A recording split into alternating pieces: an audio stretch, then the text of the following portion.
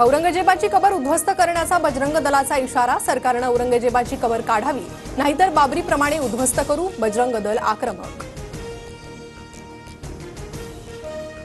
छत्रपती संभाजीनगरमधील औरंगजेबाच्या कबरीच्या सुरक्षेत वाढ. एसआरपीएफची तुकडी आणि 2 पोलीस अधिकारी तैनात.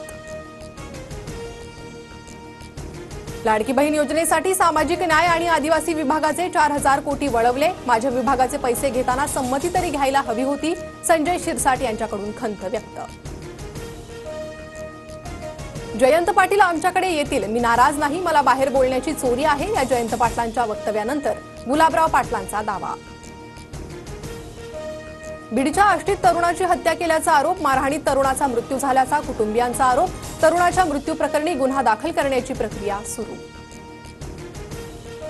पतीवर खोटा गुन्हा दाखल. रानडुक्कर पकडण्यासाठी ढाकणे घेऊन गेले. खोक्या भोसलेच्या पत्नीची प्रतिक्रिया. तर रील्स बनवण्यासाठी मुकादमाचे पैसे आणल्याचाही दावा.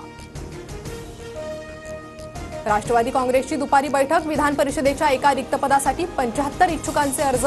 जिशान सिद्दीकी, संजय दौंड, उमेश पाटील यांचं नाव आघाडीवर. बैठकीत एका नावावर शिक्कामोर्तब होण्याची शक्यता.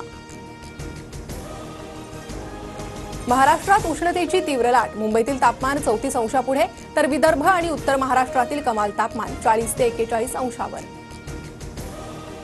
उन्हाची तीव्रता वाढताच राज्यातल्या धरणांमधील पाणी पातळी खालावली. मार्च महिन्यातच 3000 मोठ्या आणि मध्यम धरणातील पाणीसाठा 52.71%.